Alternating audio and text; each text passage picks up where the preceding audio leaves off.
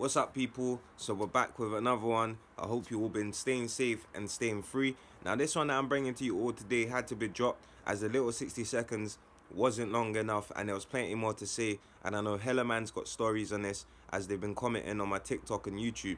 Now, this one is all about the worst drugs inside the prison. So let's get into it. So for a lot of people that's never been to prison before, you would think that the worst drug you could get inside the prisons would be the crack and the heroin, but it's not. And I learned this in two prisons that I was in.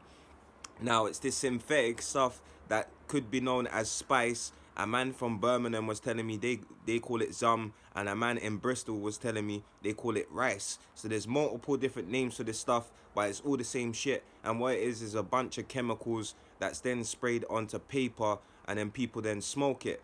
Now, when I was inside a prison, the size of a regular postcard stamp would sell for about £50.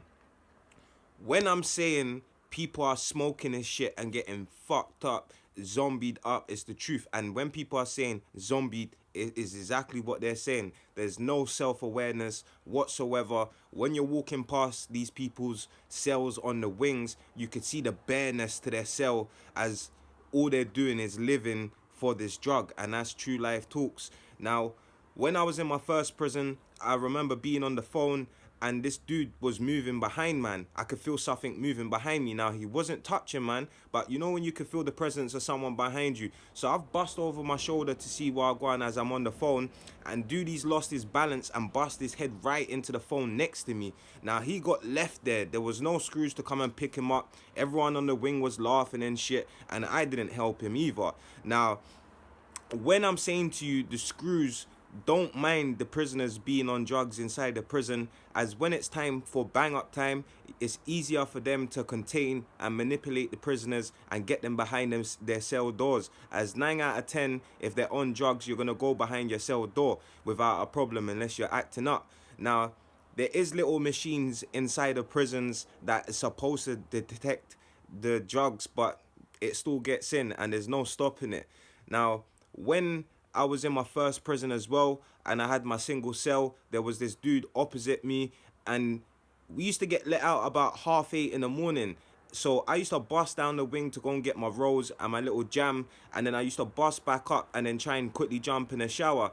Now, I used to see this dude come out, grab his breakfast shit, his milk, and then go and sell it for this drug. And this is how real it is, literally to the point of where it's not even 8:30 in the morning. I don't even think it was 8:30. Like, I think we had half an hour in the morning to get let out to do our shit, and then it was either 8:30 or till 9, some shit like that. And literally, like, brothers screaming out for the drug.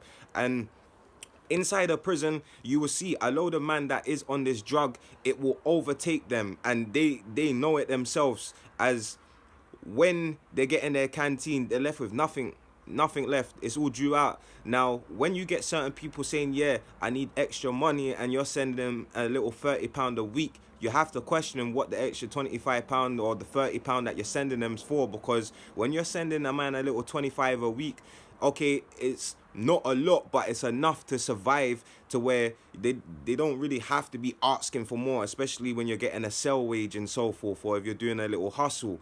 So when people are inside the prison and you know someone's inside, just observe the little details, as it will speak up when they're asking for the extra money or to put money into someone's account. Now, the only time they're doing that is to spend more money, but like I said, you can tell the telltales of it. Now, like I said, this drug inside the prison is no joke. Someone on my TikTok commented the other day that they were addicted to the drug for 3 years after from when they left prison, and they managed to battle it and get out of it. And shout out to you, as that's a big thing, as this drug is literally taking over people's lives. Like I said, you can smoke it once, the twice, the third time, it's the consistent same buzz all the time. So I noticed. Now, I've never smoked it myself, and the celly that I was in with, he tried it the once, and he's the only man that I know that never touched it again. As he said, it tripped him out to the point of where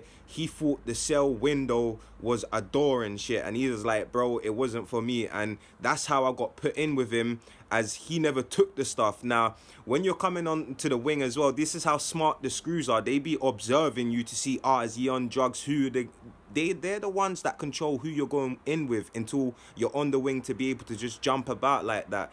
And taking drugs inside the prison isn't really a joke, because number one, it's gonna dull your senses. So when it comes to protecting yourself and having that self-awareness about you, you ain't gonna have it. And number two, in the second prison that I was in, the buzzers never worked inside of the cells. So if I naturally had something wrong with me, or my cellie did, and we wasn't even taking the drug, how the fuck are we getting a hold of the screws? You know, the ones there, like, there was no assistance like that. So don't be thinking that if you take your drug, you're going to be all right, because people are going to look after you. No one's going to be looking after you in prison apart from yourself. So everyone, I hope you enjoyed this video. Stay safe and stay free.